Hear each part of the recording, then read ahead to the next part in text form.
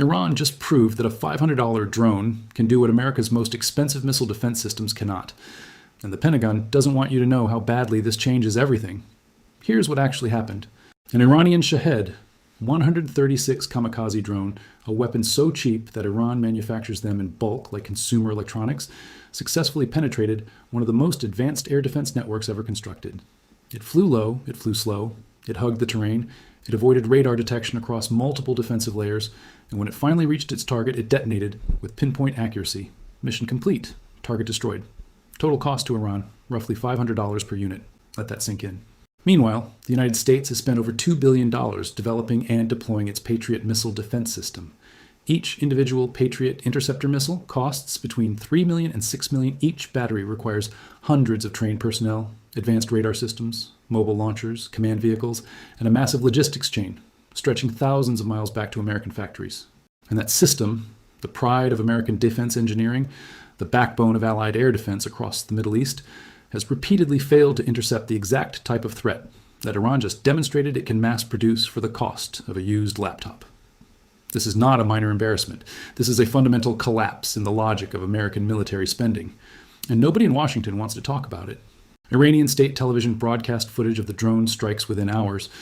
Military commanders from the Islamic Revolutionary Guard Corps appeared on camera describing the mission as a complete validation of Iran's asymmetric warfare doctrine. Translation? We just proved that your $2 billion shield has holes, and our $500 weapon can fly right through them, every single time. Let's talk about why this matters more than the Pentagon is admitting. The Patriot missile defense system was designed during the Cold War to intercept Soviet ballistic missiles and high-altitude aircraft. It was upgraded over decades to handle cruise missiles and short-range ballistic threats. It performed reasonably well during the Gulf War, at least according to official American accounts, though independent analysts later disputed those claims significantly. But here's the problem. The Patriot system was never designed to handle what Iran is now throwing at it. Small, slow, low-flying drones made from commercially available components, powered by simple combustion engines, guided by basic GPS navigation, and manufactured at industrial scale for almost nothing. The Patriot's radar is optimized for fast-moving, high-altitude threats. A ballistic missile traveling at Mach 5 at 100,000 FT is exactly what the system was built to detect and destroy. But a Shahed 136 drone flying at 100 mmHg at 500 maud FT above the ground.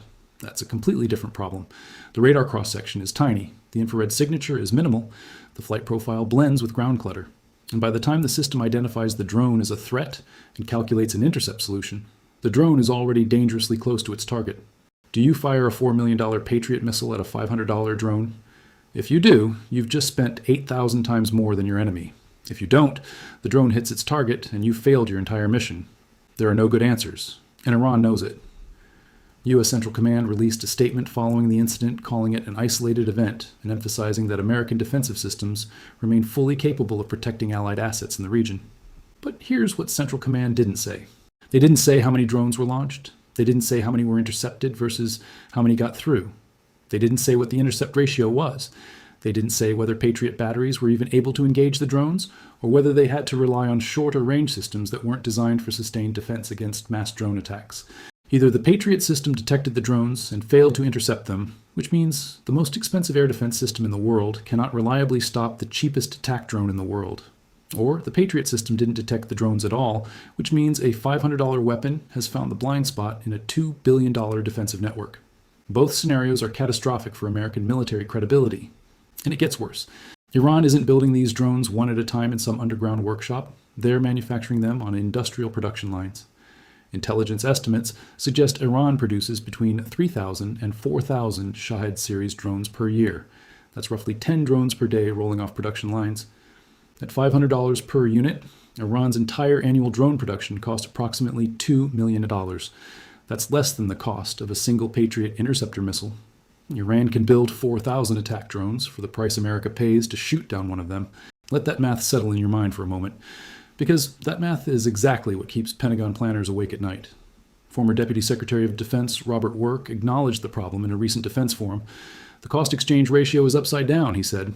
We are spending orders of magnitude more to defend against threats than our adversaries spend to create them. That is not a sustainable model.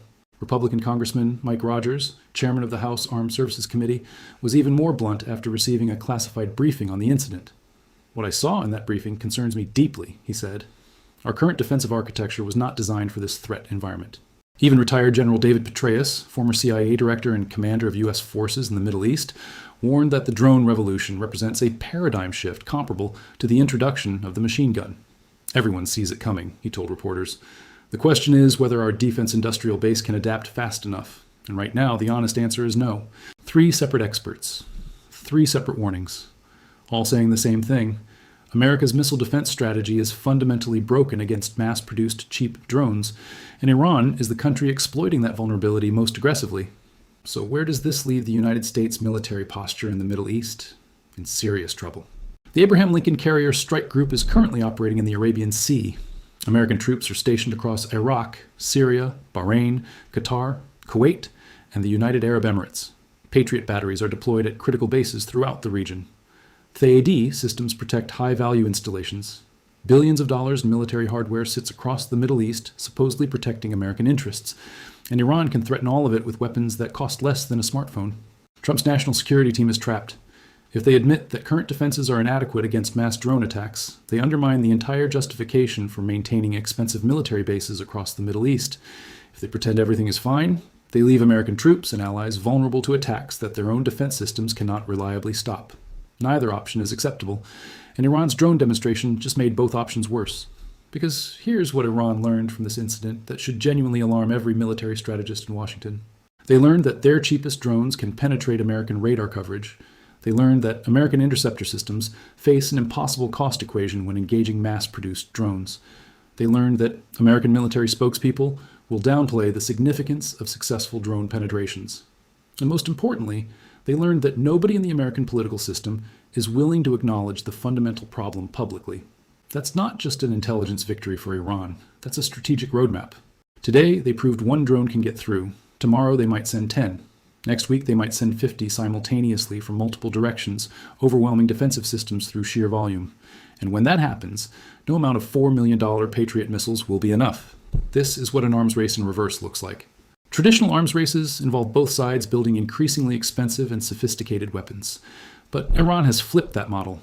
Instead of trying to match American military technology, which would cost hundreds of billions they don't have, Iran invested in making their weapons cheaper, simpler, and more disposable. Every dollar America spends on defense, Iran can offset with pennies on offense. The Shahed 136 doesn't need to be sophisticated. It doesn't need stealth coatings. It doesn't need advanced avionics. It doesn't need electronic countermeasures. It just needs to fly low, fly slow, navigate to a GPS coordinate, and explode. If it gets shot down, Iran loses $500. If it gets through, it can destroy targets worth millions. That's not a weapons program. That's an economic weapon. And it's aimed directly at the financial sustainability of American military power. Iran's defense minister, Brigadier General Mohammad Reza Ashtiani, made this point explicitly in a speech last month. He said our defensive capabilities are not measured in the cost of our weapons, but in the cost we impose on our enemies. Every drone we build forces our adversary to spend thousands of times more to defend against it. Time is on our side. Translation: we don't need to outspend America. We just need to make America's spending irrelevant, and that's exactly what we're doing.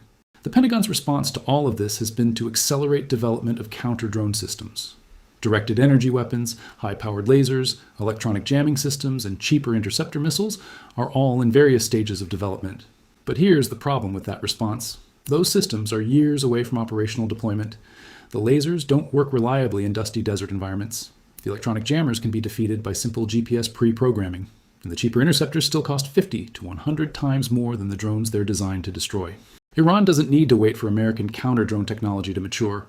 Iran's drone program is operational today, right now, producing weapons every single day that American defenses cannot reliably stop. And that gap between today's threat and tomorrow's solution is where the real danger lives. Every day that gap exists, Iran grows more confident. Every day that gap exists, American allies in the Middle East grow more nervous. Every day that gap exists, the balance of military power in the region shifts slightly but measurably away from the United States. A $500 drone didn't just hit a target today. It hit the foundation of American military strategy in the Middle East. That strategy depends on technological superiority. It depends on the assumption that American weapons are more advanced, more precise, and more effective than anything adversaries can field. It depends on the belief that spending more money on defense translates into greater security. Iran's drone just shattered all 3 assumptions simultaneously. And the most terrifying part is this. Iran didn't use their best weapons today. The Shahed 136 is their cheapest, most basic attack drone. They have more advanced systems, longer range, more payload, better guidance. What we saw today was Iran's floor, not their ceiling. That's not a military incident. That's a strategic earthquake. And the aftershocks are going to reshape the entire Middle East, whether Washington admits it or not. The question now is not whether America's $2 billion missile defense systems are worth the investment. The question is whether the entire concept of expensive missile defense has become obsolete in an era when a $500 drone can fly right through it. Based on what happened today, the answer should terrify every American taxpayer, every soldier stationed in the Middle East, and every politician who voted to spend trillions on a defense strategy that a $500 drone just proved doesn't work.